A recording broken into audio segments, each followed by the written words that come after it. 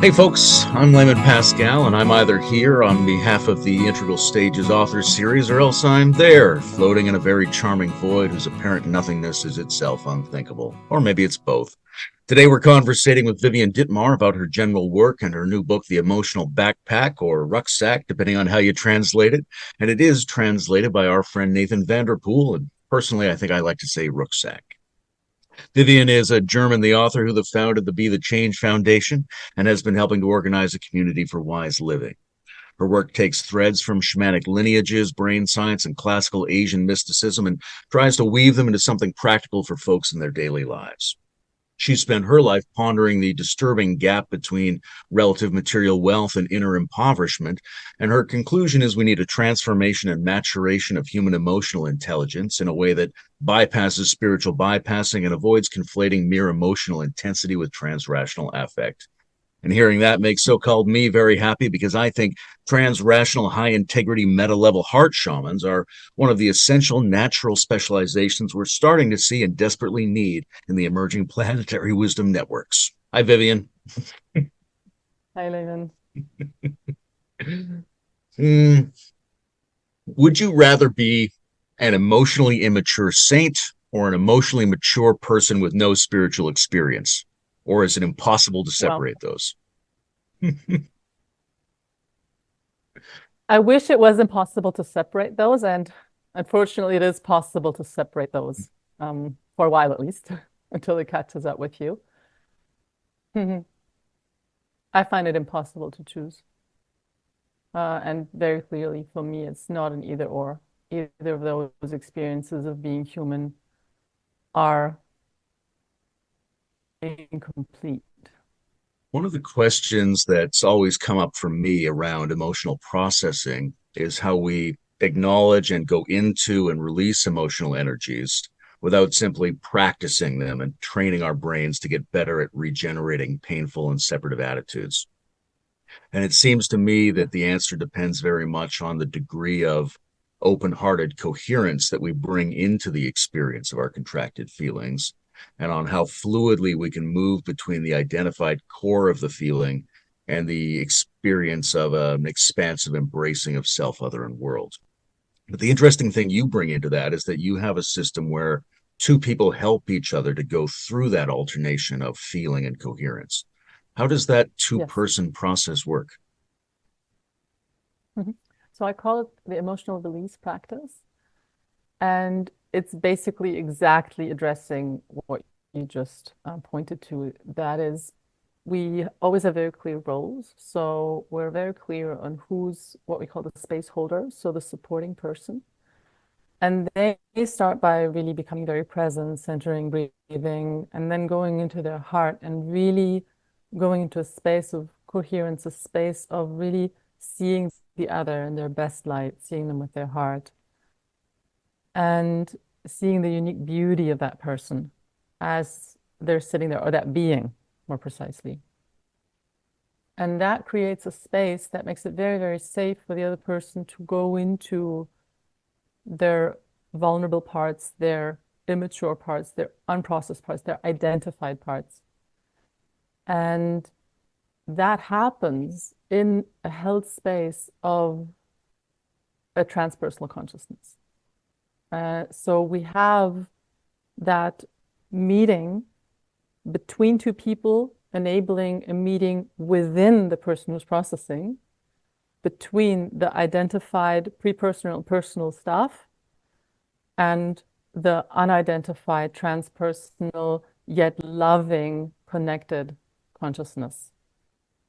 And that is the point where there's a certain alchemy that becomes possible. And as you said, we don't just go into a loop of recreating drama, which very often is confused with emotional processing. And there's an addictive dynamic also that happens very often. And instead, there can be a very intense, direct, specific, focused, effective, actual neural processing of whatever's stuck in the system. And that means that we move through it and it's done. And it's not something we keep revisiting. And I find having two people practice this together enables people to do this very effectively in a very short period of time. So when we practice, I often recommend people to practice 5 minutes, no more, because it really helps people to focus and really go right in and bring that presence and go right to the core, stay with it, move through it, and then have an actual experience of release. And then we switch. So it's always a practice where we support each other. And both roles are actually very important. So going into the darkness, the shadow, the immature, the identified, and then switching into the transpersonal, coherent heart space, that is one cycle of the practice.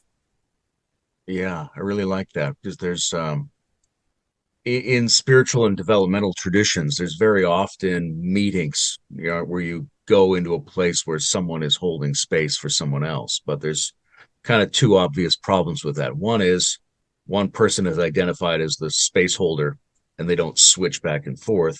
And the other one is you sort of have to be professional. You have to be on best behavior. You're trying to be a good student or a good receiver of transmission rather than relaxing into the difficult emotional places that you need to go into in order to process yourself. One of the things, there's a great phrase that keeps showing up in this book, which is emotional sphincter. What is an emotional sphincter? The term, I mean, I came up to the analogy between how, babies, they don't really have control of their system. And that, of course, goes on a physical level, their digestive system, and they don't have to. That's why they have diapers and they can just let go. But the same thing applies to their emotional system. So when we're babies, we just let it out. And then as we mature, slowly, we learn to first co-regulate with our parents, ideally, and then eventually we learn to regulate. But what happens is that many people actually don't learn to regulate in a healthy way, but we just learn to like close that emotional sphincter and then just not open it again, which just leads to emotional indigestion and constipation. And that's what we see in a lot of people, that we think being mature basically means not feeling a lot of stuff. And what happens is that this stuff completely congests our system.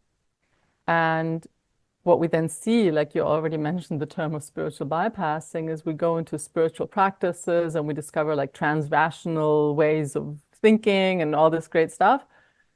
And we try to use that as a way of bypassing all the emotional stuff that we haven't cleaned up. And in my experience, there is a great lack of really effective ways of cleaning up. So people tend to kind of shift their stuff from left to right and then bypass and fall back again and bypass again. And it's quite messy.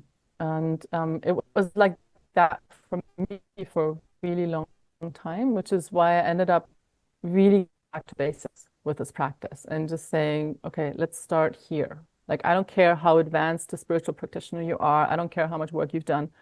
For most people, the emotional level is still like needs a lot of catching up. So what I try to teach people is to find that emotional sphincter and to learn to consciously relax it. And this is an important process because it helps people to understand that emotional release is not something we actively do. Like that's a great misconception that people think catharsis is like I throw it out and I try to get rid of it, and that doesn't work. On the contrary, it's a process of becoming vulnerable, becoming soft, and finding those places where we're holding, where we're contracting, and we're keeping the emotion from moving. And the emotion, by its nature, wants to move. But something in us is preventing us from letting it move. And that's what we learned growing up. So what we need, most of us need to learn is we need to learn to actually regulate emotionally in a healthy way. And for most people, that means also co-regulating because our systems, we're social creatures and our system are built for co-regulation. So whatever I can process by myself is actually, in my experience, highly limited, and it's very ineffective if I try to just do it on my own. There's a very beautiful thing about non-duality, which is that um, it can be understood as trying to get out and away and escape into an expanded realm, in to get into a oneness away from the manyness. But because of the nature of the non-dual, it should be non-dual relative to duality as well. There should be no difference. And so the expansion should also be a going inward. And it seems like that's been a difficult thing for us as a species, psychologically and emotionally. But one of the things I love about your work is this sense that uh, to go deeper in is a freedom that you might miss if you're trying to go out to the biggest space. Yes. And that's very much been my journey. My journey has very much been the non-dual, yeah, really opening up in major ways. And then, yeah, just having this immense sense of freedom and love and peace and all of that. And then becoming a mother quite young, and shortly after that, actually. And it really like grounded me in a major way and brought in the necessity of relating in a very practical, grounded, and eventually also personal way to this being that I was accompanying. So suddenly I was accompanying a new being in this journey of becoming a person and having a body and incarnating, and that necessitated me also being a person also. And that really brought me back to doing the very basic homework. And I've realized that, like coming back to your first question, it's not an either or. I know what it's like to be an emotionally immature saint. And I think we have a lot of those. I then realized, okay, the journey now is to really mature emotionally, and that's the key to actually, yeah, overcome this illusion of separation also between the non-dual and the dual, like you said, because that is that's another trap, basically, another illusion that we can fall into.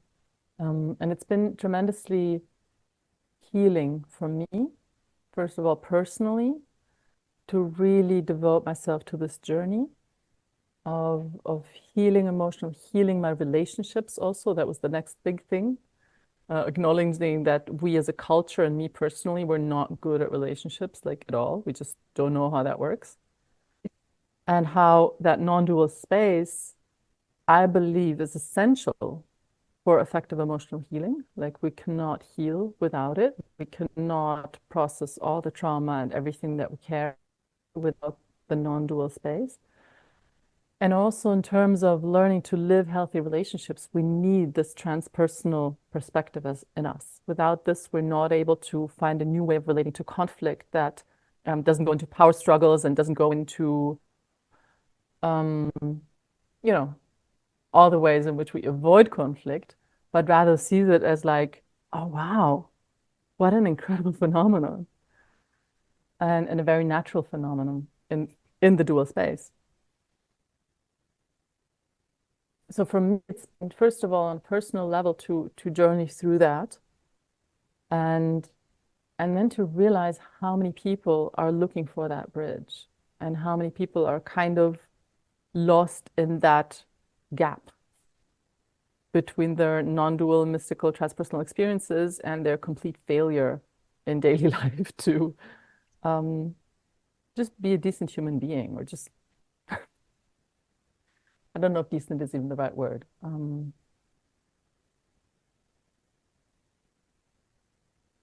Even embody that. Let's just put it that way.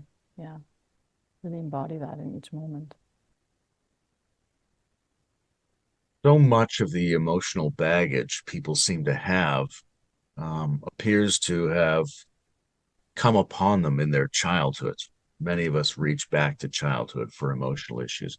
But when you're a mother, when you're a parent, and you're trying to help a child grow, how do you help them do adequate emotional processing and health and intelligence, given that they have a limited cognitive awareness of the world? You can't speak to them in all the adult ways, and they're just going through the experiences firsthand. How do we help a child growing to be emotionally healthy? Well, the most important aspect, obviously, is also the most uncomfortable one, which is that we need to do our own homework. And children are an incredible invitation because they just know exactly how to find those places in us where we haven't done our homework. And they trigger us in major ways. And that's, I think, one aspect of parenting that many people completely underestimate and that is not talked about a whole lot, that actually our own children, there is something about them very often where they can just trigger us in ways that really make us lose it and keep us from being the parents we want to be. So what people often do when they're not aware of this is they blame the child and they punish the child and then in different ways. And then they are often horrified years later when they realize, okay, I wasn't the mom I wanted to be. And they feel it's like a tremendous sense of failure very often. So what I encourage parents to do is to welcome this process and to have like a robust emotional release practice in place. I recommend a daily practice for parents, especially with small children, so that they can do their own cleaning up work that just comes up with parenting. And that enables their system to be in a coherent state. And that is what the children need actually to be able to co-regulate with us. So even with babies, when we have babies who like scream a lot, that's usually because they can't connect to the parent system. Because the parent, and then it becomes like a vicious cycle because the parent gets really stressed because the child is not calm, and then they contract, and then they disconnect from the child, and then the child goes into panic and screams even more. And so what we need to learn is how to relax into what's happening, to how to regain a coherent state so that we can connect to the child's system and thereby allow the child to co-regulate with our system. And that's a non-verbal process. It's something that happens like between the nervous systems and very often happens through being held, but not only, it also happens through just space holding presence. And children respond to that. And when a child goes up with that or has from an early age, then they tend to be very calm, or they learn also how to, the system learns how to calm itself by example. And the child will start to do that more and more on its own. So it will be less dependent on co-regulation. But one of the great one of the things I really focus on in my work is also helping adults understand that even as adults, we need co-regulation. So it's one of the great myths of our culture that we think we don't need that as adults. So also a teenager will need that. Also a young adult will need that. There are still moments in our lives when we need co-regulation. So a lot of it is really by example. It's nonverbal. It happens like between the nervous system of the parent and the child, or the caretaker and the child. And then there comes a certain time when I do find it helpful to give children some information about feelings. And this is very much also about the function of the more challenging feelings. So you can also call them the no feelings. So the feelings that say no to whatever is, which is anger, of course, but also sadness or fear or shame.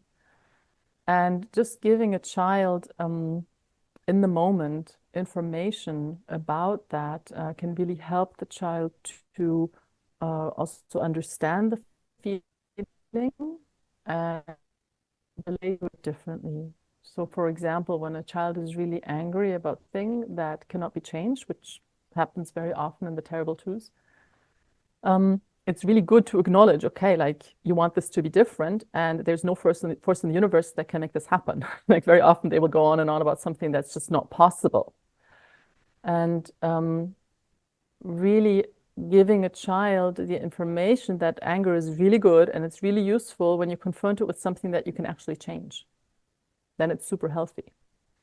But if you're dealing with something that is beyond your power to influence, it's just not the appropriate feeling. And in that case, we, for example, have sadness, where we might grieve the fact that this tower of building blocks just tumbled down and is not going to be put up exactly the way it was. It's just not going to happen. And that's what happens in the terrible twos. Like they go into like discovering their anger and they're like, and they go to the limit of that, and eventually it collapses into crying. And that's where they distill like the anger and the sadness.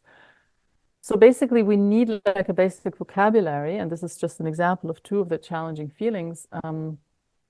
And we need to, of course, model that, but then also it is helpful to give children some kind of understanding so that they can relate to their feelings in a constructive way, and they can understand, okay, they're good for something. However, they need to be appropriate to the situation and appropriate to what I'm actually capable of influencing. Yeah, I like that. I got the image of a person trying to walk through a wall and they keep crashing into it. The problem is not the walking, but you have to aim it at the door.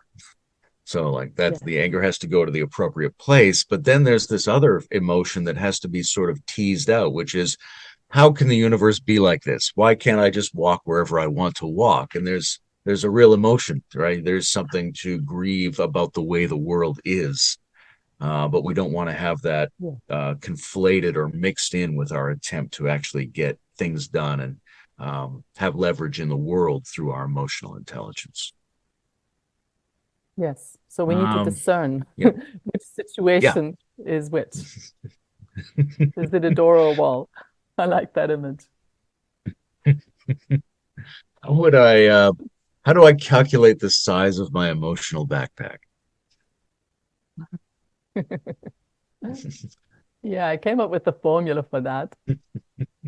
And it's initially it was kind of a joke for me. I thought it was funny. And then the more I worked with it, I realized actually it's not that silly after all.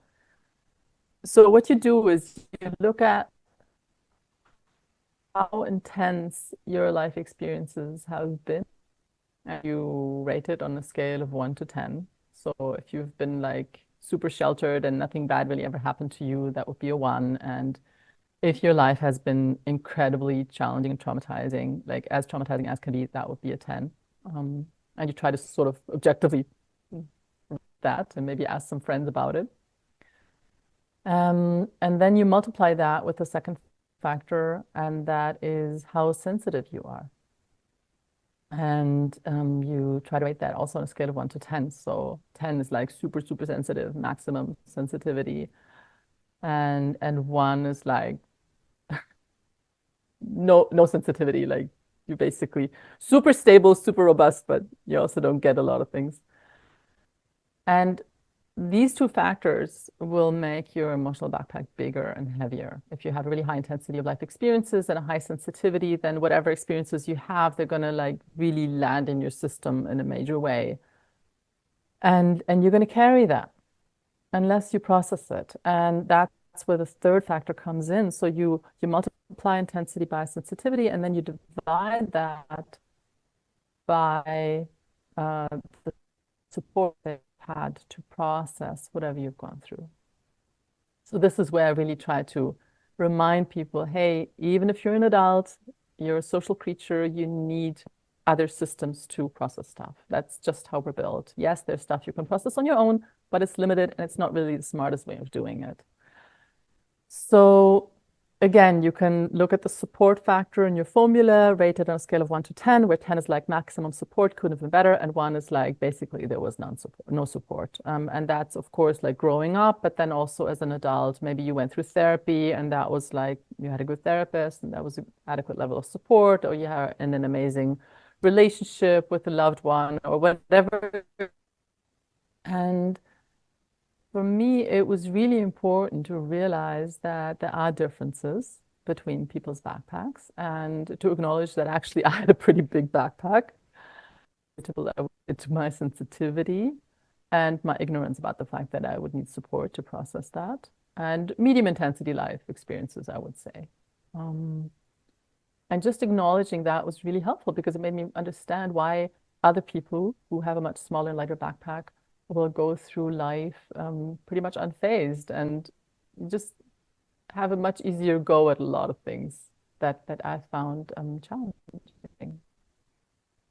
Seems like here we are at this moment of history, and we have a sense that maybe our civilization has become disconnected from feeling or ignored it as a source of intelligence. And as a result, we have that problem that we can think about. We can try to solve that problem. But our ancestors maybe didn't encounter that problem. And so they didn't come up with solutions for it because their rituals, their habits, their way of life might have taken care of a lot of the emotional maturation processes. How do you think about the emotional healing and emotional maturation in ancient and prehistoric cultures? Do you have any sense of that? Well, one of the things that we haven't talked about is the fact that I was privileged to spend parts of my early childhood in a traditional culture in Bali, very much immersed in the culture. And that has had a really profound impact on me. And one of the things that I observed there was that people were much happier, even though they were materially much poorer than we are. And I think that is attributable to a lot of different factors. And I wrote a whole book about it, which I'm hoping we're going to translate eventually, a book about true prosperity. However, just focusing on that one aspect of emotional processing, one of the things that I noticed in that culture, and I know that this is true for a lot of traditional cultures, is the aspect of ritual, like what you mentioned. They have incredibly powerful rituals where people go into intense trance states, and there are like collective, cathartic, like psychological, hygienic processes, I would call them. And I think this is one of the reasons why people in traditional cultures manage to live together in a very tight space often. Like in Bali, they would live like 150 people, like all compressed together. The whole huge extended family. I mean, we would go completely crazy. We could never live like that.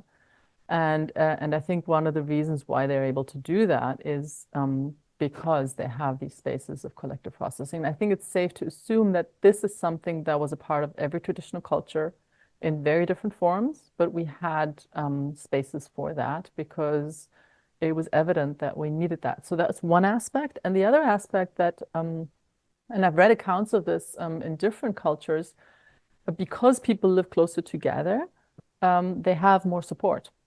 So whenever something happens to you in your life, you're not alone. Whether it's your child acting out or your husband acting out or your grandma dying or whatever it is, you're never alone. Never. There's always someone there witnessing what's happening, supporting it, co-regulating, talking about it. And I know this from the Balinese village where I spent parts of my childhood. It's like people were always talking things over, over and over and over and over. And that's kind of what we do to process stuff. And they also had the time to do that because it was still an agricultural society. And in an agricultural society, the pace is very different. So we spend a lot of time like hanging out with each other and doing stuff with our hands. And while we do that, we talk. And then we talk some more and we talk some more. And we talk about what happened yesterday and what happened to our neighbor and what happened last year and what like, and we don't have a lot of that anymore. We don't have the ritual spaces. We don't have the tight-knit community. We don't have the time. So there's a lot of things that we've dropped. Plus, we have this idea that feelings are just not important. And we have that from different directions. We had it from like a long time from the scientific perspective, from the philosophical perspective, from the spiritual perspective. So there's been a great lack of appreciation for the emotional. And that has brought us to a place where there's a huge mismatch between our intellectual development and our emotional development, and then for some folks who've done their homework, between their spiritual development and their emotional development. And yes, now we are at a point, like you said, as a culture where we have also through neuroscience, we've come to a place of realizing, oh my God, that was a huge mistake. We shouldn't have neglected that part. We're in a huge mess. How can we remedy that? And obviously, therapy is one attempt. Um, and obviously, it's not enough. And it's still labeled as it's for folks who have a problem or are sick or something's wrong with them. And it's not acknowledged that it's just something that we as human beings need in order to just live and be well and be healthy. I have a sort of cartoon image of women discussing emotions through discussing their awareness of relationships that are going on in the village, let's say. And one of the common things people say about brains is that the feminized brain chemically is a little bit more oriented toward relationships, and the masculinized brain is a little bit more oriented toward objects and things. And I'm wondering if sometimes among women and sometimes in emotional processing communities, is there a tendency to marginalize male emotions when they're not about people, when they're not about relationships, and treat those like they're not actually feelings? Because there's several reasons why we say that men don't express their feelings, but I wonder if one of those reasons is that some of their feelings are not counted as feelings because they're not about people and relationships. Hmm. Interesting question. I haven't noticed that. Hmm. Um, in the practice of emotional release, we create a very safe space where the person can release about whatever they want to release about. And we know that the stuff that comes up is immature, irrational, and really doesn't make sense. And if we would look at it at the light of day, like we know, we know and it doesn't matter if it's about your car or if it's about your child or like, it doesn't, it's silly. Very often it's silly, and we know that, and that's why we don't give it space. But it needs space in order to heal and mature. So in our community and in the practice, we completely hold back on judgment as to, whether this is like a valid thing to process or not. In fact, it makes me think of we had someone in a seminar recently, and the whole seminar was about conflict, and we invited people to work on conflicts, and very often people would, of course, work on conflicts with people. And now this guy chose to initially work on a conflict where he went into like he's so upset that soccer like gets so much attention in the media and it's all about soccer and so much money goes into soccer. Of course, in Germany, it's like it's even bigger. In the US, it might be basketball. I don't know. And he went on and on about that. And he was really upset about that. And I kind of expected him to say, okay, well, what we really need to focus on is climate change or, something else. But it turns out that he was a hockey fan and he was really upset that hockey wasn't getting as much attention. And that's what he initially started to work with. And I was like, okay, fine. Like you start to work with that. And then by the end of the seminar, it was like a 2-day seminar. He had arrived at a very different point. Like then he was working on like stuff with his children and stuff with his ex, like the stuff he really needed to work on. But by kind of allowing him just that non-judgmental space of like, okay, like that's your starting point, fine. Like you want to work on that.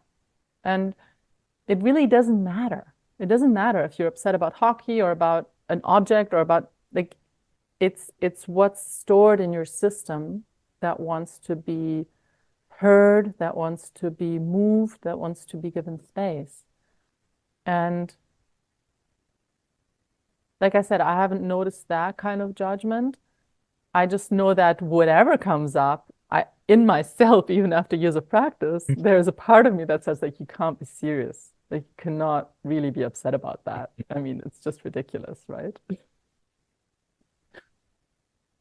Yeah, it seems like that's a really strong reason why we need to have emotional processing and co-regulating spaces outside of our everyday relationships, because we need to give ourselves permission to say things that are silly and also things that are exaggerated. Sometimes, in order to just move the feeling, you have to say something that's way too big and would injure another person that you care about. Exactly. So that's a very important point. With the practice, I recommend people have relationships outside of their regular relationships. So yes, you can co-regulate with your spouse. And especially if your partner has triggered you, you don't want to practice with your partner. You need another person who has nothing to do with the situation and who can handle you being completely overboard and being silly and being immature and that, and can really hold that neutral space, that just loving, supportive space with whatever silliness you need to give space to. Um, and one of the things that I really want to emphasize that I'm really touched by is that initially I was not so happy with this realization that we need each other in order to heal emotionally. I was very much focused on independence and I wanted to do it on my own and I didn't want to need other people. And now, in the German-speaking world, we've seen the emergence of a community of practice where people support each other because it's a practice you can't do on your own. So people are really moving into a healthy dependence and are creating networks of very, very profound relationships. And there's a beautiful community that has grown through that. And for me, it's like a gift that comes out of acknowledging that we need each other. And it's, I came to the realization that I'm really, really glad we need each other in order to heal emotionally, because one of the things that we're majorly missing is real connection and relationships that really hold in times of crisis and people who are really there for each other. And this is something that's been so beautiful to witness. And one of my main motivations also to teach the practice and to spread it and to invite people into the practice because I want more people to have that kind of emotional support network in their lives because I know it makes an enormous difference in how we relate to ourselves, each other, our spiritual practice, how we raise our children, how we do our work, like basically how we do everything. Yeah, I just want us to create that together.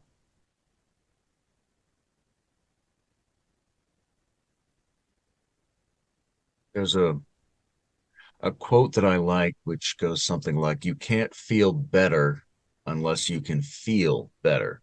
You can't have a better quality of feeling unless you get better at feeling your feelings, unless we get smarter at our feeling capacity." Yeah, I like And that. one way to get smarter about anything is to make distinctions. And I know you've made some distinctions between things like feeling, emotion, and sensation. And I wonder if you could walk us a little bit through your five categories. Sure. Yeah, so this was the first thing I did when I started to inquire about feelings, to actually ask myself, what do we mean by that term? And I realized we mean lots of different things and it's very messy. So I came up with five different categories. And the five categories are, first of all, physical sensations. So that's like touch, temperature, physical pain. And the second category is what I call biological programs or instincts. And this is where kind of our animal nature sits, where we have the fight and flight response. We have hunger, we have disgust, we have the sex drive, all those things that basically like they happen very instinctively and very spontaneously and very often to our own surprise.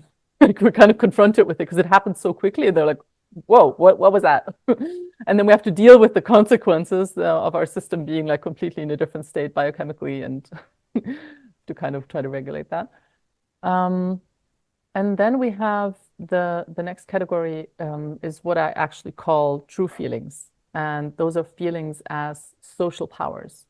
And they, I assume, developed when we started to live in more complex social structures and we needed to be able to regulate ourselves better emotionally. So there I have five basic feelings. anger, sadness, fear, joy, and shame.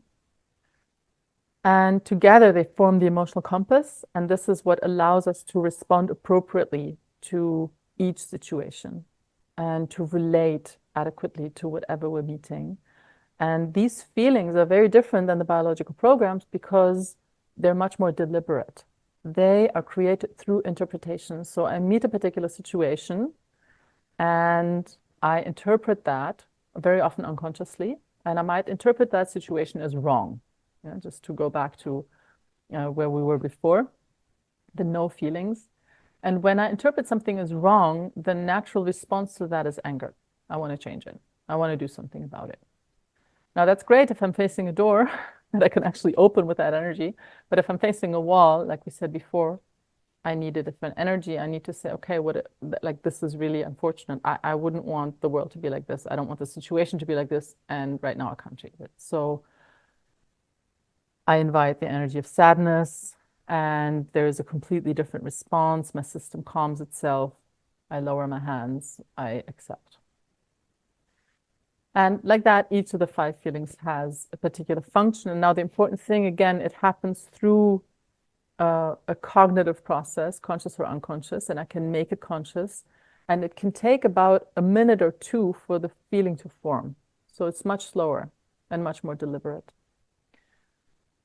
And then the 4th category is the category of emotions. And this is, of course, where the whole emotional baggage comes in. So I use the term emotions very specifically for unprocessed feelings from the past. So feelings that were created in a situation that we either were unable to feel or unwilling to feel, and thereby got stuck in our nervous system. And when that happens, the experience is also not complete. And the experience ends up sitting in our emotional backpack, that's my metaphor for it, waiting to be felt, processed, and thereby completed. And then when we actually complete it, we also get to harvest the wisdom from that experience. And if we don't And can do those that, which are those ones from the past from all 3 of those first categories, or are they mostly just the social feelings? great question. So the term emotions, very specifically, I refer to unprocessed social feelings. However, of course, there are also unprocessed biological programs, and those are what I would call trauma. So trauma is where your survival stuff was activated. So you were in some way in an existential situation. Some part of you read the situation as existentially threatening. That's where other survival mechanisms come in. And when that gets stuck in our system, that's trauma. And then, of course, very often, especially in our societies, we have a combination of the two. So we have what is called developmental trauma, and that's like a combination between the instinctual level and the social level, and we try to solve it on the social, it doesn't work, we go back to the instinctual, and it becomes this whole mess that's like grown into our ego structure. And that is like stored in our emotional backpack as well. So in the backpack, we actually have different layers of emotions, trauma, and then also collective stuff, which we're not going to go into now, but I'm sure you're aware of.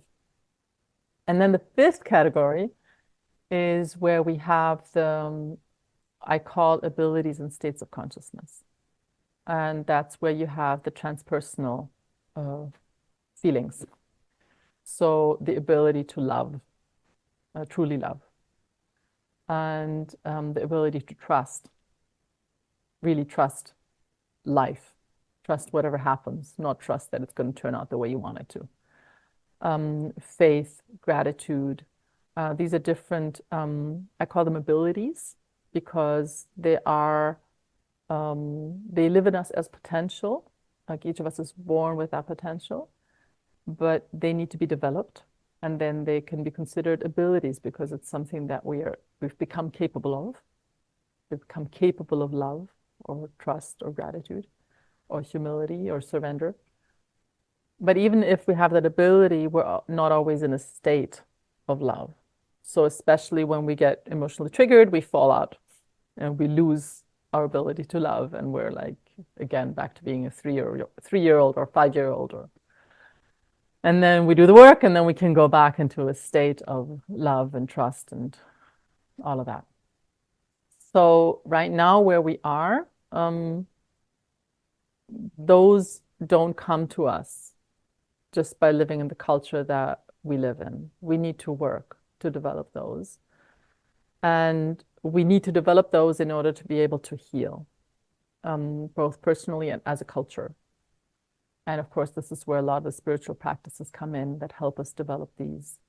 And then we can go back to our immature parts, our unprocessed emotional trauma, etc., and we can heal and we can become wise. Yeah. I don't know if you've seen the animated film Inside Out. Takes place in a girl's mind, and the I guess the social feelings are essentially the characters. Yes. But at the end of the film, joy and sadness are arguing, and they end up creating these new memories that are combinations of joy and sadness. Mhm. And it's almost like they create a new hybrid emotion of poignancy or something else. What do you think about the possibility of generating new, more complex hybrid combinations of emotions? Yeah. Well, that happens all the time. I mean, the five basic feelings that I work with, they're like your super basic vocabulary, or maybe also like the basic colors. And then you can mix them and you can create like endless shades. And we do that all the time. And we do that in ways that work, and you just named one example where that can be beautiful. And we also do that in ways where it doesn't work. So we mix our sadness and our anger, and then we mix them maybe in an immature way. And then we just have a lot of steam because we have water and fire and just nothing happens.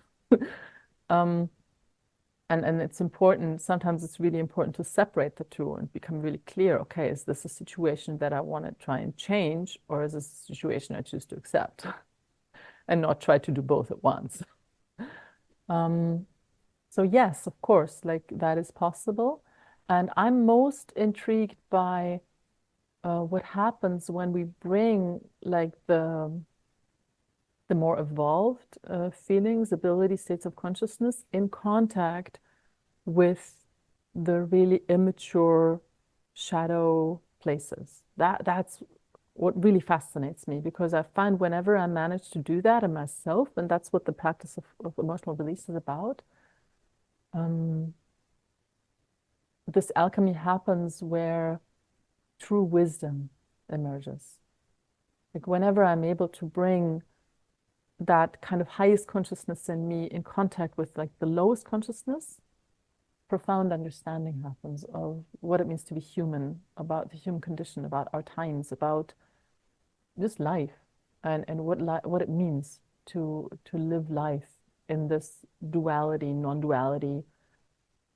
So those are moments of grace and healing and connection and mm, reconciliation. Mhm.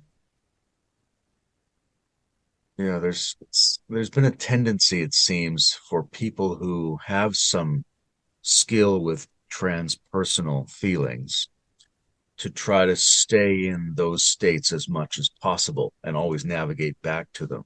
But something else seems to occur when they can blend with the other emotion systems. And maybe that's how you get, these depictions of the wrathful Buddhas and things like that. How do you bring those things together in an interesting way? And I particularly love traditions like Vajrayana that have some of those blendings, as opposed to, and I've got nothing against Christianity, but the way Jesus is depicted as having no laughter, no tears, hardly any feeling qualities. Um, it would be nice, it seems, if we had more representations of how the transpersonal and the local feelings could blend to make hybrids that allow the transpersonal more access into the world. Well, especially in a time when, for many of us, the monastic path is not an option. Mm. And we very clearly need that wisdom, that love, that light, and we need it in our daily lives. And we need it in our work, and we need it in the world. We need it to come into our systems. I feel this is one of the most pressing issues of our time. Like, how do we manage? And I agree. I feel we don't have enough role models. And the role models of the Christian saints, for example, are completely not helpful. Because if we look at their lives and how they went, um, most of them didn't really end up in a very good place. And they also didn't end up being very, very effective when it came to healing the systems at hand, if we're honest. And I know this is a bit of a tricky thing to say, but it's something I've been looking at lately. And really understanding that it's a different time now, and we need to bring it into the world. We need to bring it into the human realm. And that's it's kind of new, not completely new, of course. But I feel we need more role models. Yeah.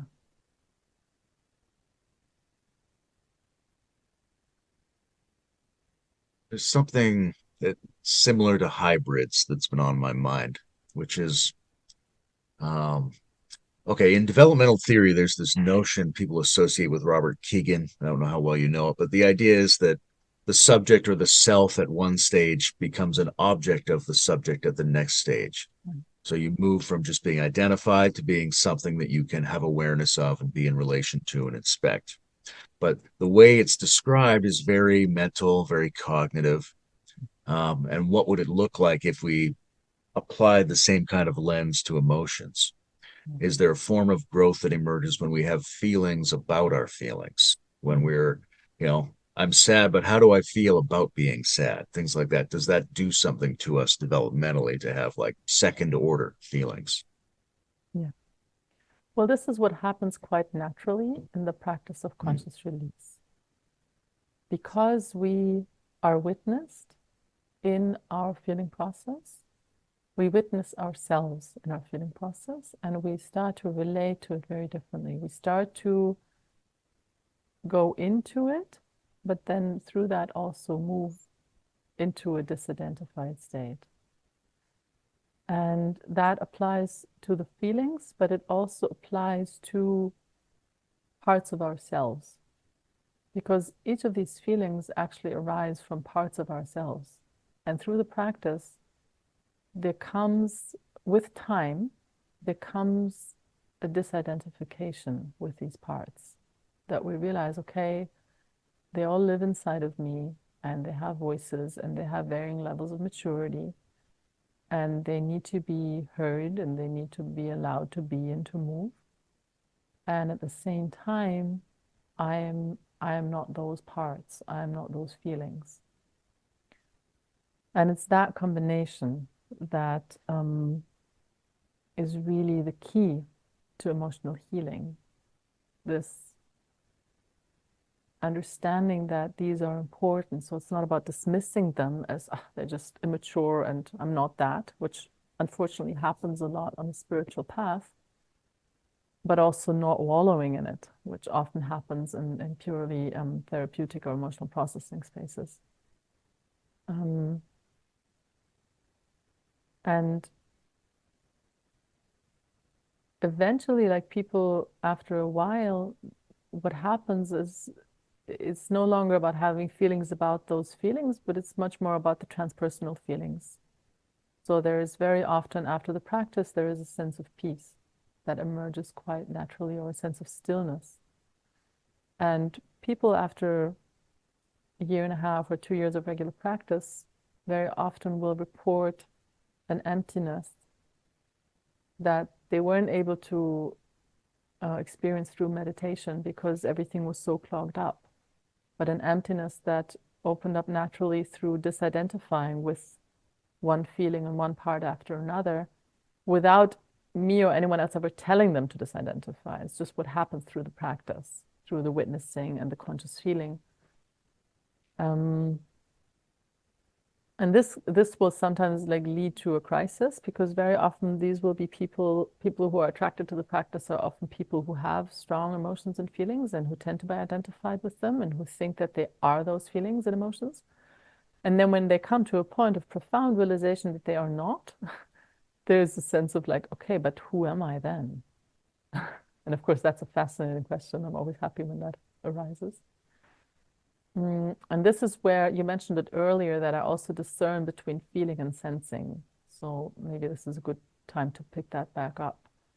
I use the term feeling, the verb feeling, I use that for emotions, feelings, physical sensations, biological programs, etc.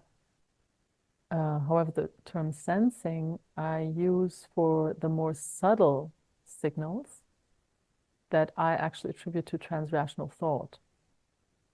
And they only emerge once the emotional level has calmed and has been cleared sufficiently.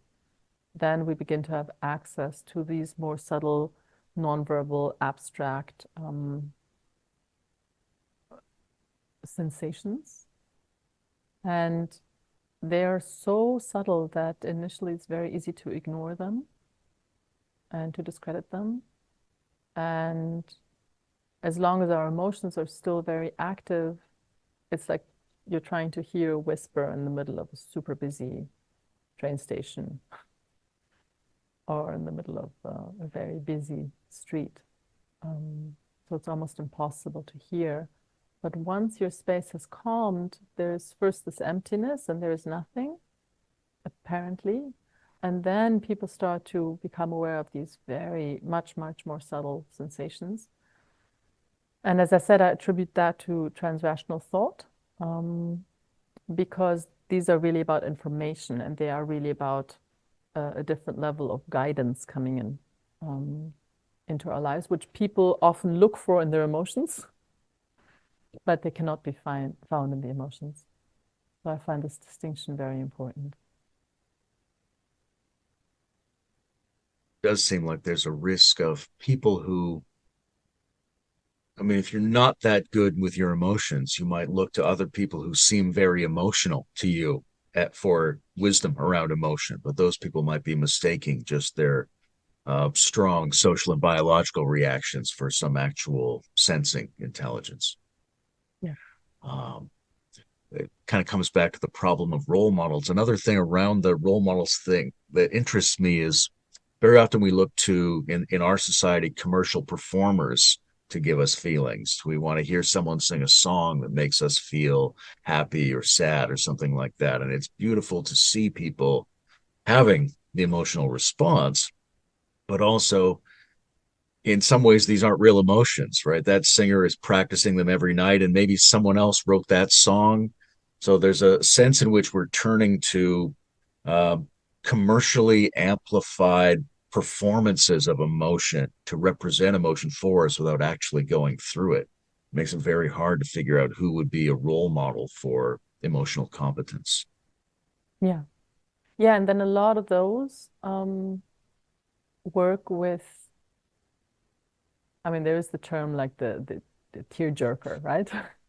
So it's like they work with like the most obvious triggers, and those triggers are very often based on drama, and drama is very often based on emotional immaturity. So the role models that we have, I mean, if you look at pop culture and the pop songs, and I mean, they're incredibly immature emotionally. It's like they're stuck forever in like a teenage reality of what love is. And that's kind of what people turn to when they try to connect with their feelings. And yes, they can connect us with our feelings or the rom-coms or whatever. Like they do that, but they do that at like a very, yeah, the frequency of immaturity. And that's kind of where people uh, go and are kind of calibrated at even culturally. Um, and it's not so easy for us to find ways of connecting with feeling that calibrates us differently. And that's what the practice of emotional release is very much about, because by one partner really going into transpersonal love, like you have a different frequency of calibration. And then you're invited to go into your immaturity, but to connect it back to that more evolved frequency. And that actually brings healing and not just a wallowing in the drama of the lost love or whatever it is that we wallow in. Yeah. Which can be highly One of addictive. the one of the things we admire about songs and about poets is this ability to articulate emotion.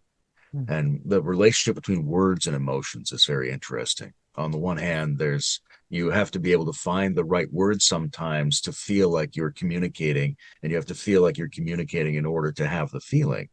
Yeah. But on the other hand, I went through a period of my life where I was very suspicious about the words that I'd been given by my culture. I wondered how much are my feelings and how much is indoctrination. And I spent a time trying to only use words I made up myself to describe my feelings. Yeah. And so I'm very interested in. I just wonder how you think in general about the relationship between feelings and words. Well, that's a really fascinating subject because in the practice of conscious release, when I first teach it, I always teach it without words, just to be really clear on what it is and what it's not. Because I found when I start to teach it with words right away, people think it's just about like talking about what happened to them or talking about their grievances or like, and they don't get it. They don't get the practice. So we always go through like the body first, and then we go through like just using sounds and really practicing like how can you use your voice in a way that really connects you to feeling. And then there's different traps. Like you can try to use your voice to get rid of an uncomfortable sensation rather than to go into it. And that's like a whole exploration and an important part of learning the practice. And then I will actually sometimes encourage people to use words that they make up, just like you did. So to use words in a language that they don't know and to explore how they can express whatever they're feeling in that way. And then there, like for many people, that works incredibly well, and they're amazed. Like these three modalities of just the body, or just noise, or then fantasy words. And then there's people who, by that time in the seminar, are really frustrated because they just don't get in touch with their feelings. And then we bring in the words, and then they just open up completely. And then other people who were like really into it, suddenly it closes. So I found that there's people who need words in order to feel, and then there's people who, the moment they use words, completely go into their head and lose any contact with feeling. And I find that for me, it's sometimes I need to use words, and sometimes I need to not use words. And that's part of the practice of conscious release, is that you really start to learn to navigate your system and to really start to get a sense of like, okay, how does this want to move? And does it want to move through the body? Does it want to move through sound? Does it want to move through words? And it's so interesting that for some people, words are very emotional, and for others, words are very mental. And it's really about what works for you and exploring that.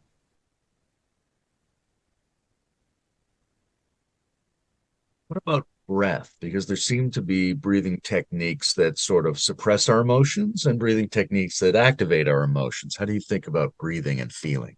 Yeah. So I encourage people to let the breath go very naturally because there can be, and this is one of the things that happens when you learn the practice, and this happens with most practices, I think, is you do all the things that you can do wrong. That's how you learn. So, of course, one of the things that people also do is that they start to use breath, trying to get rid of feelings. So they do like, and it's really like exhaling, like, I want this feeling to be gone, like, and they think that's going to be release. So a lot of the learning is really that it moves the moment you really allow it to be and to take it in and you try to get closer to it than rather than away from it. And the same thing with breath. Like I can try to use my breath, like you said, to suppress emotions or to calm them or to give them space. And that's a journey of exploration. And a part of that exploration is making all the mistakes you can make. And often I ask people to consciously make mistakes so that they know, okay, this is what it feels like when I'm using breath to suppress or to try to get rid of whatever I don't want to feel. Yeah. What's next for you? And I think, in particular, around these say, emergent networks of people who are working on emotional processing with each other, where would you like to see that go? What is successful in 5 or 10 years? Where could that Hmm. community evolve into? Well, one of the things we're seeing is that we're moving from being an online community to being an offline community. And that's beautiful. And that happened very quickly. I always knew that would happen, but I didn't think it would happen not even 2 years after starting the online community. That we see people having like regional gatherings, that regular gatherings, people just self-organizing events, self-organizing all kinds of things, and really exploring together. And that's beautiful. And I expect that will become more. So I expect that we will see more regional groups, more stable regional groups, and people are already talking about actually moving in together to really have people in their daily lives where they can form community. Because a lot of people are too isolated in our society. I know in the US it's even more. Um, but people are looking for ways out of that. And through the practice of conscious release and the intense focus on really taking responsibility for your baggage, it becomes safe for people to consider that. And I hear that from many people that, and I witnessed that also, that relationships are forming in the community and they last. Both romantic relationships and also friendships and other kinds of relationships, they last because people have this practice. So suddenly people can imagine trusting those relationships again, where before they would again and again experience relationships disintegrating because of this blind spot of emotional immaturity. And this we see in a lot of communities. So I know that when people take that step to actually start to live together or to like they don't have to like really physically live together, but just to trust those relationships more, support each other more. Of course, that will be super challenging. So a lot of stuff is going to come up and people are going to move through things, and that's what we need. Like we need people to move through stuff together. And that's why I formed that community or I initiated it. I said we need spaces to actually have conflicts and to move through conflicts and to really practice this stuff. And we need spaces where we can practice it with people who are trying to learn the same thing. And then we can like also apply that obviously with people who aren't consciously trying to learn this, but that's already very advanced. In order to learn, we need partners, practice partners who are trying to learn the same thing. So that's one aspect with regards to the community. I have a number of books that still want to be written, and I'm still undecided what's next. One possibility is a book on conflict. That's been waiting for a number of years, and I go back and forth on whether that's next or not. I went through a phase of writing a book every year, and right now I'm not doing that because I'm focusing more on creating structures for people to actually implement what I write about because I'm not satisfied with just having a bunch of nice ideas out there that people resonate with, and that's that. And right now, obviously, there's also a focus on making whatever I've already brought out in German available to a wider audience by having it translated with Nathan's help to English and bringing out online courses so that my work on transrational thought and also true prosperity and different aspects, relationships, can be available for people who are looking for that bridge between the personal and the transpersonal, to just as one way of naming it. Yeah. In some ways, it's a very exciting moment. When I look at the world, there's so many um, legitimate problems and huge problems that could emerge at any moment. But at the same time, I see these networks Mhm. of really good, courageous people working together to explore different aspects of themselves. It has a slightly shamanic flavor to me, but it has different specializations that you need some to be really focused on meditation and some on emotion and some on psychedelics and some on philosophy and all these sorts of things. So uh, it's exciting and edifying to me to hear about the community work that's emerging around your stuff. And I know that uh, a lot of your insights are generated just out of your own experience and pondering. But who have you found to be elders or mentors, or whose work do you really respect? Hmm. Hmm.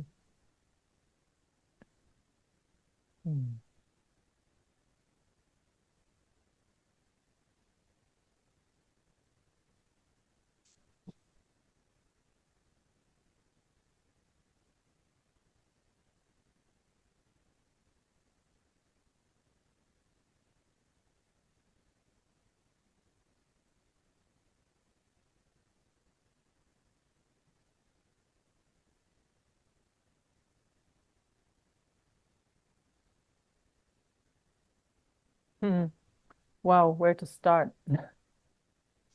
Mm,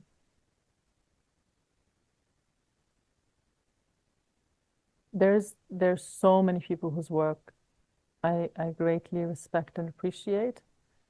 And at the same time, like one of the things I'm really sitting with, and I notice like whoever comes up, I'm also really struck by how none of that has been adequate. So that's one of the things that have been most inspirational to me regarding my teachers is also the inadequacy of whatever they offered me. Um, and that, of course, has been important because it calls us to continue to look. So that said, one of the one of the first names that came up when you asked me was actually Mani Tongkvat. Um, he was a big inspiration for developing the practice of emotional release. Um, Another person who's been a huge role model for me is Helena Norberg Hodge, who also spent a lot of time in a traditional culture and had very similar observations to mine and is doing amazing work in Ladakh around, she calls it counter development. I prefer to think of it as a different type of development. Uh, Another person who's been very influential is Charles Eisenstein, someone I really appreciate. Another person is a dear friend of mine.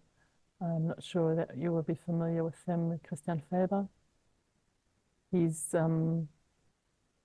he developed a system called the economy of the common good.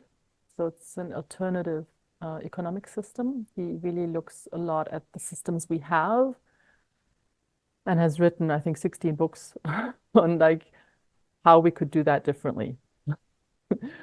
And I just really appreciate the audacity of that. Mm. Yeah, those are a few names that come to mind. Yeah.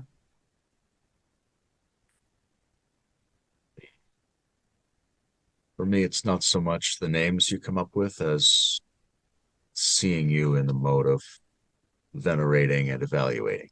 Yeah. Mm. Uh, I guess we're pretty much at the end of this. It's been a lovely discussion, Vivian. Thank you very much for exploring this with me. Thank you, Layman. Yeah, it's been really exciting to explore this with you. Yeah, really appreciate sensing everything that you bring, all the paths you've walked, all the fields you've explored. It's amazing. Thank you so much for hosting this.